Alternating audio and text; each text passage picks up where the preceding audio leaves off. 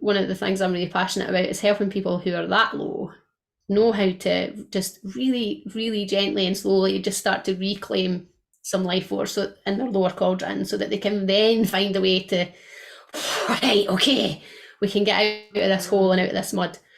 So it's often that. If it's mid cauldron work, it'll be much more practical. It'll be like you have various, I always go back to boundaries. So you have various boundary issues that you need to deal with, or you have communication issues, or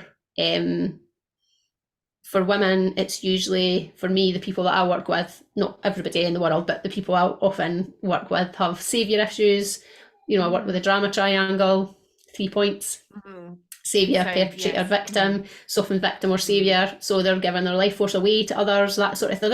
So that's all like kind of, the mid cauldron. And then when it's upper cauldron, that's so rare, because by the time you get to the point where you're connected properly with your upper cauldron, then you're able to kind of find that kind of flow and movement. So then when people turn up and they're like, I'm a shamanic practitioner, I'm a Reiki practitioner, I'm some sort of spiritual energy healer, but I have problems connecting, or I have, confidence issues, or I really want to, but I can't say, or I've trained, but I never actually put my training into practice. These like blocks that people often come up against is because they jumped all of the lower work straight to trying to connect with the divine wisdom, but there's no flow of energy through your core, which I guess would be the hollow bone, right? So it's right through your core. Yes. So you're missing all this stuff at the bottom in order for the energy to flow, in order for you to connect with confidence and ballast. I love this so much. There's my goodness, it's unbelievably like closely mapped. The way that we work is kind of inspired in a way by the world tree, but we talk about it at that, like, the root level as the kind of the soul and body work. The trunk is sovereignty, which very much aligns to what you're talking about here about boundaries. And also we use the we work with it as the victim triangle, using the work of Lynn Forrest, but it maps exactly. And then at the branches of the trees, that's the spiritual, the sort of ascension work. And so it's exactly what you've just been describing. And I agree with what you just spoke on. Yeah. Sovereignty is the word in the middle of the Celtic wheel.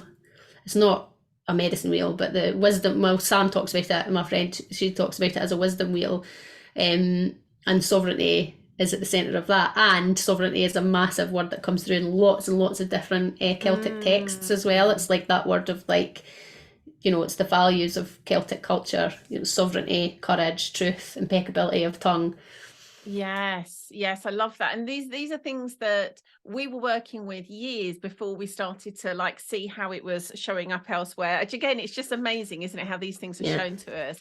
But what you said there about people jumping into that upper cauldron work is something that, oh my goodness, it's so interesting, the similarities between what you're passionate about and same here. Is because the original work that we came from was ascension spirituality. Like that's exactly where I was. Like when my father died, I kind of got blasted open to spirit, and using the language here, like at a kind of upper cauldron level. Thought I'd like discovered like the answer to everything. And it was only over the years that I realized, one way or another, I was called to do the work on the other two cauldrons.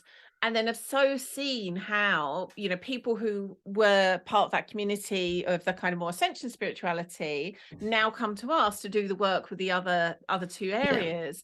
And it's something, I think, again, that because we have a much more, I think in our modern culture, it is so much more focused on that. It's so easy to miss the importance of the other two.